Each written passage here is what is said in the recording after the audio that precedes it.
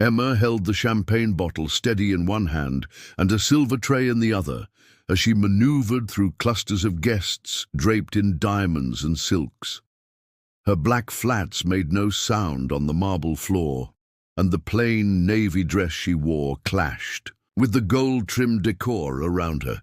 She moved quietly, refilling glasses without a word, her hair tied tightly back, keeping her eyes low. Waitstaff swirled past in tuxedos and heels, but Emma stood out, not because of what she did, but because she didn't try to blend in. As she reached a group near the grand piano, a woman with sculpted cheekbones and a bored expression glanced at her, then wrinkled her nose. "Who let the help into the ballroom?" she said loud enough to turn heads. A few guests chuckled. Emma stiffened, the bottle hovering mid-air above a glass. Emma began. Before she could finish, a man in a grey designer suit, his tie undone and eyes glossed with liquor, leaned toward her, his breath reeking of whiskey. "This isn't a soup kitchen, sweetheart," he slurred. "Wrong party. You're supposed to be outside washing dishes." Emma's grip tightened around the bottle. She glanced to her left, looking for the supervisor, but no one intervened. She cleared her throat and said calmly, "I was only asked to refill the champagne." The man's smile curled with disdain. "Then maybe bring it through the staff corridor next time. Can't have your type distracting the guests." A few people looked away, uncomfortable. One woman shifted her clutch awkwardly, but no one said anything. The pianist kept playing. The laughter didn't stop. From the staircase, the head butler approached, his expression unreadable. "Ma'am," he said with professional restraint, "I'm going to have to ask you to exit from the back." Emma turned slightly toward him. "I haven't done anything wrong." He hesitated, then looked past her to the hostess, who stood near the fireplace sipping wine, her eyebrow arched in expectation. The butler lowered his voice. "Please, don't make it harder than it has to be." Emma exhaled slowly and set the tray down on the table beside her. She walked without argument as the butler escorted her through the hallway past the kitchen, where a few junior staff glanced up and looked away again. The back door creaked open. The night air was sharp and still. Outside, the gravel driveway stretched empty and quiet. Emma stepped onto it, the light from the exit fading behind her. The door closed, and she stood alone. For a moment, she didn't move. Then she pulled her phone from her small purse and typed a message with steady fingers. "Ready in 5, bring it in." She put the phone away. The wind picked up slightly, ruffling the hem of her dress. In the distance, a faint rumble echoed, soft at first, then building steadily. Inside the mansion, the hostess clinked glasses with a man in a red tie. "Finally," she said, shaking her head. "These events attract the wrong kind of people." A waiter leaned in to whisper something. In her ear, she waved him off. "I don't care if she cried. If you let one walk in, they'll all start coming in." The piano music continued, but guests had started murmuring. A few were looking at their phones. A flicker of confusion passed through the room. "What's that noise?" someone asked. Outside, the wind grew stronger. Leaves rustled. Emma walked calmly, step by step, away from the mansion. Her heels crunched on gravel now, no longer silent. Her dress swayed with purpose. Overhead, a shape emerged from the darkness, sleek and low. The helicopter descended slowly. Its blades spun loud and fierce, kicking dust into the air. Emma didn't flinch. The pilot opened the door and gave a nod. Emma stepped forward, her face expressionless. Inside the mansion, phones began to vibrate on tables and in clutches. One man tapped his screen, then raised his eyebrows. "You guys seeing this?" he said, holding out the phone. A live drone feed was being streamed. A woman, her face illuminated by the helipad lights, stepping out of a private helicopter. Another guest frowned. "Wait, isn't that the girl they just threw out?" The camera zoomed in. Emma's face filled the frame, calm, focused, unbothered. Inside, the hostess's glass tilted in her hand. She turned toward the butler. What is this?" she snapped. "What the hell is going on?" "Ma'am," the butler said hesitantly, there's a camera crew at the helipad." She pushed past him, heels clicking across the marble floor. The crowd had started drifting toward the windows, drawn by the growing chaos outside. The main doors opened. Emma stepped in, no longer in the plain navy dress.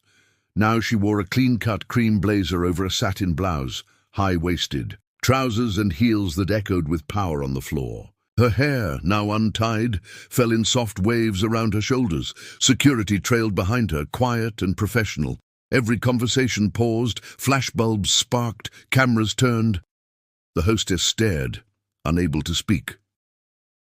Emma walked forward with quiet, her confidence, her eyes scanning the room where just minutes ago she'd been dismissed like dust. Her gaze landed briefly on the man in the designer suit. He looked down at his drink. "Good evening," Emma said, not loud, but clear. "I believe we were just getting started." No one knew what to say. Somewhere in the background, a waiter dropped a glass. The shatter broke the silence. Emma didn't flinch. Her posture was perfect, her face unreadable. This time, no one tried to grab her arm. No one dared say a word. She walked past them all, through the room, into the light, toward the very stage that had once been barred to her, and nobody could stop her. That morning, the cafe was almost empty. Emma sat by the window, hands wrapped around a cup of tea that had gone lukewarm. She wasn't in a rush. Her posture was calm, back straight, eyes scanning the street, but seeing nothing. She looked composed, too composed for someone planning to walk into a fire. The bell above the door chimed. Grace walked in, sharp suit, clean bun, and heels that didn't make a sound on the old wooden floor. She spotted Emma immediately, walked over, and sat down without asking. She placed a folder on the table, her eyes fixed on Emma. "You sure you want to do this?" Grace's voice was low, firm. "Because once you start, there's no stepping back." Emma didn't flinch. She opened the folder, flipped through the first few pages, then pulled a pen from her coat pocket. "I built this from scratch," she said, eyes still on the documents. "I'm not here for revenge. I'm here for recognition." Grace didn't smile, but there was a glint of respect in her eyes. Emma signed her name in one clean motion, shut the folder, and handed it back. "Then I'll see you at 8:30, Grace said as she stood. Emma nodded once. Grace left without another word. Now, hours later, the helicopter blades thundered above the estate as the aircraft lowered itself gently onto the helipad behind the mansion. Dust and dry leaves spiraled in the air. The pilot stepped out and opened the door. Emma stood near the edge of the platform, her expression unreadable, her hair pushed back by the wind. "Ma'am," the pilot called over the noise, "they'll see you the moment you step out." Emma's eyes didn't move from the house. That's the point. She stepped forward, calm and steady, the wind tugging at her dress and lifting strands of her hair. She climbed into the helicopter. Inside the ballroom, the music continued, but it competed now with the buzzing of phones. One woman frowned at her screen, then tapped her husband's arm. "Look at this," she whispered, turning the screen toward him. On the screen, live drone footage of a private helicopter landing on the mansion's helipad. A woman stepping out, wind swirling around her. She wasn't running, she wasn't hiding. She was walking directly toward the house, as if she belonged there more than anyone else inside. "Who is she?" someone muttered. A young tech investor, standing near the open bar, leaned in for a better look. "Wait, isn't that the girl they just threw out?" The image on the phone zoomed in. Emma's face came into full view. Clean makeup, controlled expression. Eyes focused forward. Whispers began to spread like wildfire. A ripple of confusion moved across the room. The host, dressed in a velvet tuxedo, was speaking with two potential donors near the center of the room when he caught the shift in energy. He turned to find several guests no longer facing him, their attention captured by their screens or the commotion beyond the tall glass doors. He stormed across the room demanding, "What the hell is going on?" At the same time, the double doors near the rear entrance opened. Emma walked in, but she didn't look anything like the woman they had just escorted out. Gone was the plain navy dress and modest flats. In its place, a black satin gown with structured shoulders and a high slit. Her makeup was flawless, her heels tall and sharp. Two professional security guards walked a few steps behind her, not touching her, but clearly hers. She didn't make a scene. She didn't need to. People turned. Conversations stopped mid-sentence. A wine glass trembled in someone's hand. The hostess, who had earlier dismissed her without so much as a glance, now stood frozen at the top of the staircase. Her lips parted slightly, unsure whether to speak, run, or smile. Emma made no effort to explain herself. She walked through the room with the ease of someone who had done this before, someone who no longer cared about invitations or acceptance. Every step she took was deliberate, measured. She wasn't asking for space. She was taking it. At the edge of the room, a young intern named Kyle stood beside a waiter, mouth half open. He leaned in and whispered, "Didn't she used to clean houses? I swear I've seen her before." The waiter nodded slowly. "Yeah, and now she owns something. You can just tell." Emma paused near the center of the room, just long enough for everyone to realize she wasn't leaving this time. A photographer, confused but sensing a moment, raised his camera. Flash, then another. Now, even those who hadn't noticed her before were asking, "Who is she?" Grace appeared at the door moments later, her expression unchanged. She didn't look surprised. She simply scanned the room until her eyes found Emma, then gave her a nod. Everything was on schedule. The host turned bright red as he marched toward Emma, voice low but sharp. "You can't just—" "I didn't come through the front this time," Emma said calmly. "And I didn't ask for permission." He hesitated. "If you're trying to make a point, I already did." Security stepped slightly forward, a silent cue to back off. Emma walked past him toward the backstage area. Grace handed her a small mic. "You have 15 minutes before the next segment starts," she said under her breath. Emma adjusted the mic. "That's all I'll need." Inside the ballroom, the guests returned to their drinks, but the energy had shifted completely. No one was looking at the sponsors or the donors. All eyes were drawn to the woman who had arrived uninvited and yet somehow owned the night. Emma stood at the edge of the stage behind the curtain, taking one last deep breath. Not out of nerves, out of control. Inside the mansion, the tension was no longer subtle. Whispers turned into murmurs, murmurs into audible gasps. Guests stared at their screens, then at Emma, then back at each other. Near the bar, a journalist named Lucas, recognizable by the press badge half tucked into his blazer, quickly pulled out a tablet. His fingers moved fast, searching. "Emma Ruiz," he whispered to himself, scanning the screen. "Founder of Viatech, 8-figure valuation, closed Series B last quarter. Holy hell." He looked up at Emma with new eyes, blinking in disbelief, as he tapped a quick message to his editor. Meanwhile, the hostess composed herself just enough to cross the room, her heels echoing with each step. Her fake smile was stretched tight across her face, the kind used in damage control, not hospitality. She approached Emma with outstretched arms, as if greeting an old friend. "There's been a misunderstanding," she said with a breathy laugh, her tone sugar-dipped and strained. Emma didn't move. "No," she said simply, meeting her eyes. "You made yourself clear." The words sliced cleaner than any public insult could have. The hostess's face twitched slightly before she pivoted away with a forced laugh, waving at the guests as if the moment hadn't happened. But too many people had heard it. The ballroom, once buzzing with careless wealth and small talk, was now tilted around one person, Emma.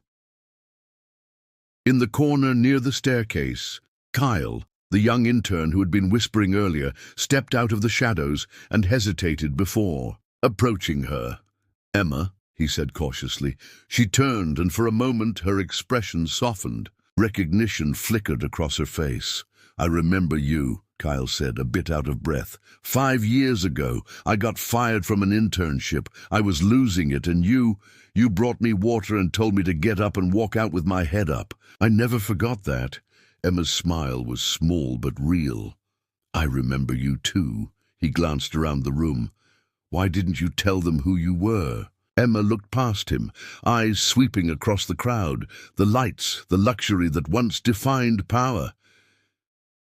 "They showed me who they were," she said. "That's more useful." Before he could respond, a voice called her name from the stage area. Grace stood at the side of the event hall, giving a slight wave. Emma excused herself, stepping past curious eyes and whispering mouths. At the far end of the room, a stage had been set up for a startup pitch competition. It was supposed to be one of the evening's main attractions. Young founders showcasing innovation to potential investors. One of the event's key sponsors had backed out at the last minute, and when the organizer saw Emma among the guests, Grace had whispered something in his ear. A few emails later, Emma was handed the mic. She didn't take it right away. She stood backstage, listening to the MC announce the judges. As he said her name, a low hum passed through the crowd again. Everyone knew now. Emma walked up calmly, her posture grounded, her steps confident. She didn't wave, didn't smile for show. She sat in the middle seat on the panel, flanked by 2 other judges who now looked at her like she was royalty. The pitches began. One after another, founders stepped forward with apps, hardware, and solutions. Emma listened carefully, asking sharp, pointed questions. She didn't grandstand. She didn't interrupt. But it was obvious who owned the room. Then came the final pitch. The name made her eyebrows twitch just slightly. Jared Coleman. As he walked onto the stage, her eyes narrowed. He looked young, early 20s, tan, styled hair, custom loafers that didn't quite match the nervous energy in his hands. Emma didn't have to guess who he was. She recognized the eyes, same as his mother, the hostess. He began his pitch confidently, speaking about a device that assisted people with speech impairments. The concept was strong.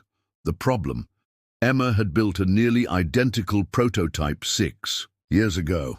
She'd never patented it, she couldn't afford to, but she'd demoed it at a tech fair in Chicago, where she'd handed out flyers, one of which had mysteriously disappeared from her booth. As Jared spoke, Emma remained still, but inside her chest, something tightened. Not anger, something colder, calculated. The other judges nodded along, impressed. Jared wrapped his pitch and waited. Emma was the last to speak.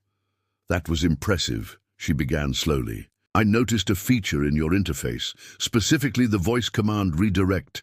That's unique." He smiled nervously. "Yeah, I worked on that for a year." Emma leaned forward slightly. "And the AI recall structure? It adapts to the user's response speed?" He nodded again. "Right. It learns the pacing and matches it in real time." Emma glanced at the other judges, then folded her hands. "Can you tell me how your team came up with that sequence? Specifically the recall loop?" Jared froze for a split second. His throat bobbed. I'm not sure. My engineer handled that part." Emma nodded slowly, not accusing, just watching. "That's interesting," she said, and let the silence hang. The audience was quiet. Too quiet. Jared shifted. "Is something wrong?" Emma didn't answer. She looked toward the side of the stage. Grace was already on her phone. The MC stepped up quickly. "Let's take a short break while the judges confer." Emma stood. "There's no need," she said. Her voice was calm even. "I'd like to share something before we score the last pitch." The room leaned forward. Emma stepped to the edge of the stage, removed the mic from the stand, and held it in her hand like it weighed nothing. 5 years ago, I was here. Not as a guest, not as a judge. I was working behind the scenes, scrubbing floors, refilling glasses, staying invisible. Her voice remained steady, never raised. I used to carry a notebook in my back pocket. I was designing something that could help people who couldn't speak. People like my uncle, who lost his voice after a stroke. A small hush swept across the room. Some guests exchanged looks. I brought that prototype to a fair in Chicago, she continued. Someone took a flyer from my table. I remember the name because I wrote it down. Jared Coleman. Jared looked stunned. Emma turned back to the judges. So when I saw the final pitch today, I didn't need an NDA. I didn't need a patent. I knew exactly what I was looking at. She handed the mic back to the MC and walked off the stage without another word. The audience was dead silent, and Jared stood there, staring at nothing, with the weight of truth pressing on his shoulders. Emma sat quietly as the next few founders presented their pitches, her face a mask of composure. She nodded when appropriate, took notes, asked short, clear questions, but her tone lacked the warmth from earlier. Her mind was elsewhere, looping through technical specs and code structures as her pen scribbled without focus. When the final pitch ended, the MC called for a short break before the scoring.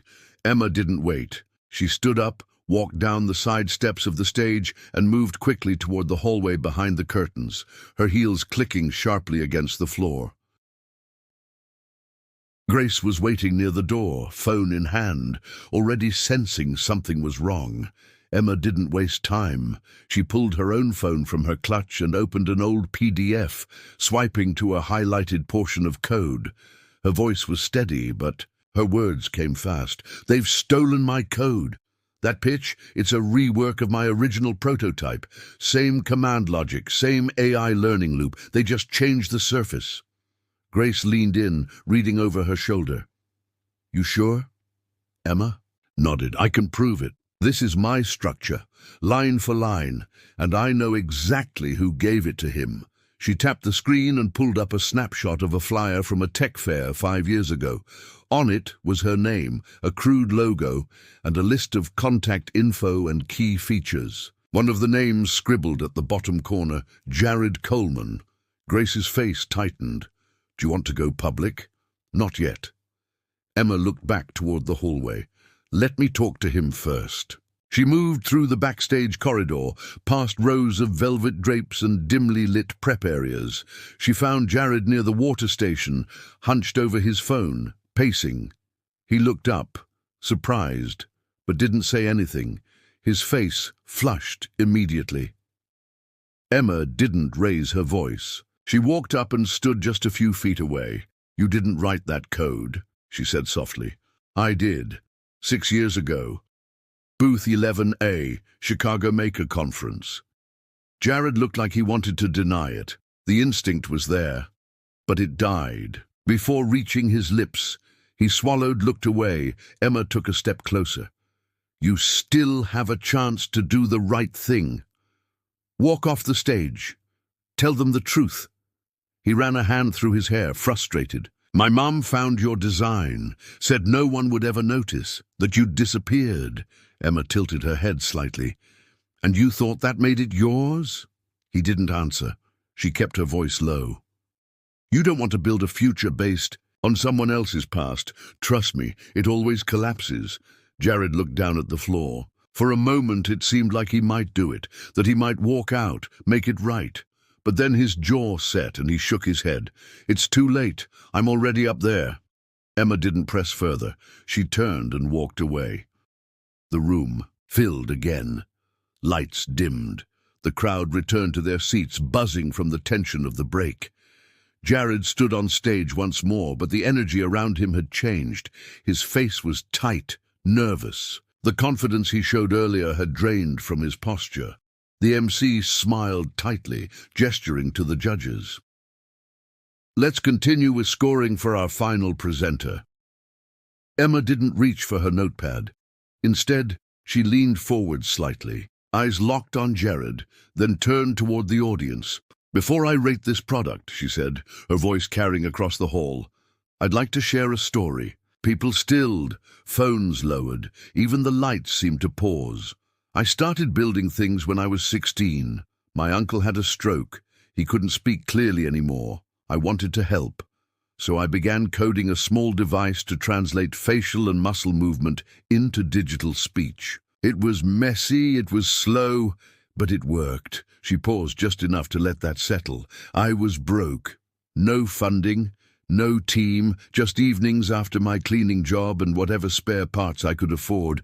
I brought my first prototype to a fair in Chicago. I didn't have a booth, just a fold-out table, some flyers, and a dream." She reached into her bag and pulled out the old flyer. "I passed out about 50 of these. Some people laughed, some ignored me, but one person wrote his name on this corner." She held it up, visible now on the screen behind her via camera feed. The name was there, Jared Coleman. Murmurs swept the room. "I didn't patent that version," she continued, "because at the time I was told I had no polish, no pedigree. One VC told me I looked more like someone who should be delivering lunch than pitching code."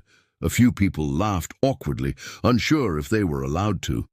Emma didn't laugh. "So I kept building, quietly, on my own, until someone told me today that my code, my structure, my vision had suddenly reappeared, with a new logo on it." She turned toward Jared. He didn't move. Emma turned back to the audience. "This isn't about shame. This is about ownership. It's about what we build and who gets to claim it." The crowd was silent. Not out of politeness, but gravity. She looked down at her scoring sheet, picked up the pen, and calmly scratched a single horizontal line across Jared's name. "I don't rate theft," she said simply, then handed the paper to the assistant beside her. The room didn't applaud. It didn't need to. Emma stood up and left the stage, and behind her Jared stood frozen, more exposed than he had ever been in his life. As Emma stepped away from the mic, Grace was already seated near the back, fingers flying across her phone screen. She wasn't watching the stage. She didn't need to. Everything that needed to be said had been said. Now came the proof. She uploaded a link to a cloud folder publicly, development logs, email threads, screenshots of original UI, mock-ups, and timestamps from Emma's earliest versions of the prototype. She attached a brief caption, just one line, "Let the work speak." Within seconds, notifications began flashing across phones in the audience. The quiet hum of the room shifted. Guests glanced down, frowned, then widened their eyes. A few turned to each other in disbelief.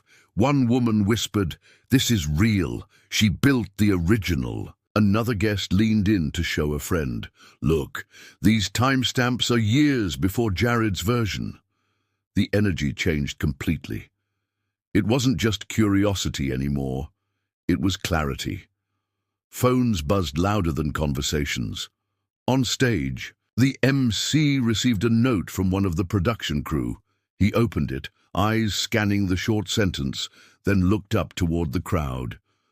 "We're going to take a brief pause," he said, the forced brightness in his voice now noticeably shaken. "Please stay seated. We'll resume shortly." But the crowd didn't settle. Reporters in the room had already begun filing notes and setting up portable mics. A live stream operator pivoted his lens toward Emma, zooming in on her calm expression as she stood silently near the edge of the stage. Across the room, a sudden commotion broke out near the seating area. Jared's mother, the hostess who had earlier thrown Emma out without hesitation, now stormed toward the exit, her heels clacking furiously against the floor. Her jaw was set, but her eyes burned with panic and disbelief. She muttered something under her breath as she pushed past a line of onlookers. No one stopped her. Some didn't even look up from their screens. Back at the stage, Emma remained still, refusing to shrink or step down. She didn't gloat. She didn't raise her voice. She let the documents, the years of work, rejection, grit, carry the weight for her A microphone was passed to the head of the event committee, who took the stage slowly, clearly having just been briefed. He cleared his throat and looked toward the judges' panel, then back at the audience. In light of new and verified information, we've made a decision regarding the future of the Tech Mentorship Initiative, he began. Effective immediately, Emma Ruiz and her company Viatech will serve as the official lead sponsor and mentorship partner of this year's innovation program. Applause broke out. Real applause. Not polite, not staged, but the kind that ripples through a room. When people know they've just witnessed a shift, a correction, a moment that might get replayed and quoted for years. Emma accepted the mic for a brief moment, only to say, "I look forward to supporting builders who aren't afraid to start small." That was all she needed to say. The event wrapped with far less pomp than planned. Guests filtered out slowly, still chatting, still refreshing their screens. The hallway was buzzing, filled with excitement, but also introspection. The kind of silence that doesn't mean emptiness, but respect. Outside, the night had grown cooler. Emma stood near the valet lane, her arms crossed gently over her chest, watching guests exit 2 by 2 into their black cars, Ubers and town cars. The buzz of the party behind her had quieted, replaced by the rustle of evening air and the soft hum of traffic in the distance. Kyle emerged from the building, hands in his coat pockets, glancing around like he wasn't sure if he was allowed to speak. When he saw Emma, he smiled cautiously and walked over. "You didn't even raise your voice," he said after a beat. Emma looked at him, then exhaled a short breath, not quite a laugh.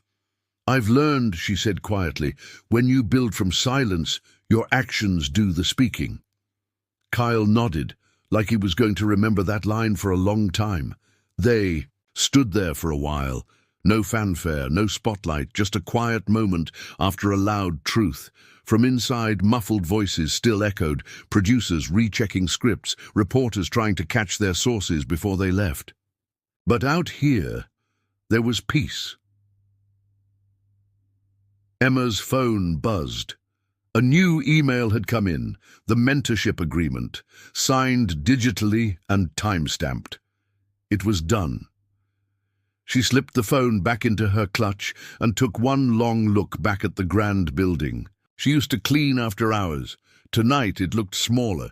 Kyle looked up at her again. "You think Jared's going to be okay?" Emma didn't flinch. "I think he'll have to figure out who he is without someone else's work under his name." He gave a slow nod, and then a short pause later asked, "So what now?" Emma turned to face the open street. "Now I go back to building, the real kind." And with that, she walked away from the building, not toward the waiting car, but down the street, heels clicking softly with each step. No entourage, no cameras trailing, just a woman whose truth finally spoke loud enough for the whole room to hear. By the next morning, Emma's name was everywhere. Clips of her stepping out of the helicopter in that sharp gown flooded social media feeds. Someone had uploaded drone footage with dramatic background music, overlaying the words, "Thrown out, flies in." It hit millions of views before lunch. Headlines followed quickly. Maid turned millionaire, the code they tried to steal, the woman who didn't flinch. Morning shows debated the ethics of tech theft, business blogs broke down the legal case, and dozens of online profiles labeled her everything from the real deal to a walking power shift. Emma, however, wasn't watching any of it. In her office the following afternoon, she sat quietly reading an email from Jared. It was short. No dramatic apology, no excuses. Just a few lines. "Emma, I've spent the last day reading through everything. I didn't know how deep it went. I didn't know who you really were, not until yesterday. I was handed something and I ran with it, thinking it made me smart. But now I know I was just walking over someone else's ground. I want to learn how to build something real. If your door is even slightly open, I'd like to intern. No ego, no name tag, just work. Jared." She stared at the screen for a while, then closed the laptop without responding. Not yet. That afternoon, she hosted a lunch meeting in a sunlit courtyard near downtown. It wasn't a press event or a photo op. There were no reporters, just 8 women, seated at a long wooden table, eating simple catered food from paper containers. Most of them came from working-class backgrounds. One had been rejected 3 times from a coding boot camp because she didn't fit the company brand. Another had been told she needed a more polished look to apply for a front-end design job. All of them had stories like Emma's, unseen, unchosen, underestimated. Emma didn't dominate the conversation. She let it flow, listened carefully, offered contacts and strategies where she could. And when someone asked what she was planning, next she said, "I want to build what didn't exist for us, not just a seat at the table, a new table." By the end of the week, her initiative went live, ground code, a mentorship and funding platform for women who had been turned away from the industry not because of skill, but because of image. The site crashed within hours of launch due to traffic. Donations poured in, applications doubled in 3 days. Meanwhile, the mansion she was thrown out of had become its own headline. Video footage of the hostess sneering, of Emma being led. Out the back of the snide remarks had all surfaced, compiled by a teenage blogger and uploaded with a timeline. People dissected it like a crime scene. Influencers called it a lesson in hidden discrimination. The hostess released a carefully worded statement that said nothing useful and only worsened the backlash. Clients pulled out of her events company. Sponsors distanced themselves. She went offline. Emma didn't comment on any of it. She stayed focused. Her company was being flooded with attention now. Investors, collaborations, interviews, panel invites. She accepted only what aligned with her work. She didn't care for the shiny parts. Her office remained the same. A single desk, a whiteboard wall, and a framed photo of her uncle on the shelf above her monitor. One evening, she attended a low-key charity dinner for a non-profit that helped girls in STEM. She went alone, dressed in a dark blazer and jeans, no stylist, no entourage. She took a seat near the back, happy to blend in. Halfway through the dinner, someone leaned over from another table, a woman in her 40s, curious but kind-eyed. "You're the one from the Helipad story, right?" she asked softly. Emma didn't flinch. She set her fork down and nodded politely. "That's one version," she said. "I prefer the next chapter." The woman smiled, then raised her glass slightly in acknowledgement. Emma returned the gesture. Afterward, she walked alone through the nearly empty parking lot, the city lights blinking faintly behind her. She pulled her phone out, opened the draft of the reply to Jared, read it again. She still hadn't hit send. Maybe she would, maybe not. For now, the silence felt more valuable. On the rooftop of her apartment that night, she sat looking out at the skyline, not thinking about headlines or lawsuits or product launches, just breathing. A quiet life had once been forced on her. Now she chose it. And with every message that flooded her inbox, every request to speak on another panel, every trending hashtag with her name in it, she reminded herself of that day in the mansion, not the part where she was thrown out, but the moment when she walked back in. Not loud, not angry, not begging, just undeniable. The same cafe, the same table by the window. The cup was different this time. Ceramic, not disposable, but Emma's hands still wrapped around it the same way they had that morning, before everything changed. Outside, the street buzzed with the usual pace of a weekday afternoon. Inside, it was quiet, the kind of quiet that let thoughts echo. Grace arrived 10 minutes late, as usual. She slid into the seat across from Emma, placing her phone face down and removing a slim folder from her bag. "You've got invitations from 3 networks," she said, without preamble. "And 1 feature doc offer. Netflix, budget's big." Emma stirred her tea without looking up. "Let's say yes to the doc," she said, then paused. "But I want final edit." Grace nodded. "Already in the contract. I knew you'd say that." They sat in silence for a moment, not awkward, not tense, just familiar. Grace glanced around the cafe, then back at Emma. "It's weird sitting here again." Emma gave a small smile. "This table's got better lighting now." That earned a laugh. They chatted a little more, mostly logistics, press timelines, what to say no to next. Then Grace's phone buzzed, and she excused herself to take the call. Emma stayed behind, eyes drifting to the window, watching people pass. Some in business suits, some in scrubs, some in uniforms like she used to wear. All just moving through their day, unaware that a life could change entirely over one door, opening or closing. Weeks later, Emma stood under bright lights on the main stage of a national tech summit.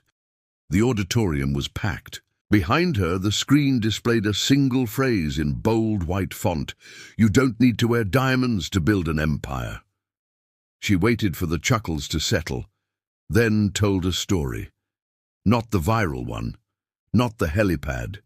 She told the story of her uncle, the one who couldn't speak after his stroke, and how he taught her that listening was sometimes more powerful than saying the right thing. She spoke about learning code between janitorial shifts, about rejection emails that came before anyone had even reviewed her product, about building in the dark until the world was finally forced to see it.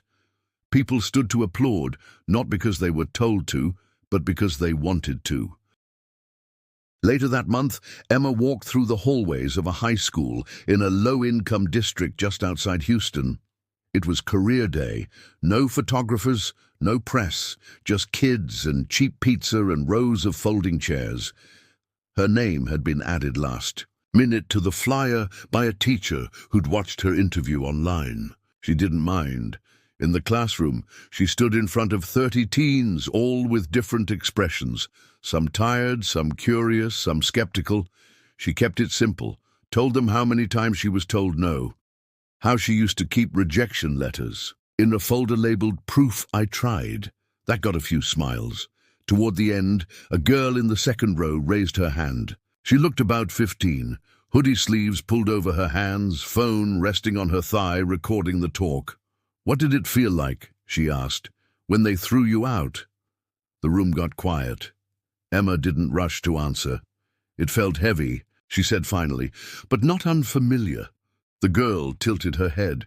"What do you mean?" Emma looked directly at her. "When you grow up outside the room, it's not the first time someone tells you you don't belong. Sometimes it's a look, sometimes it's a policy, sometimes it's a back door." The girl nodded slowly. Emma added softer now, "The difference is, now I know where the back door leads, and how to walk back in through the front if I choose."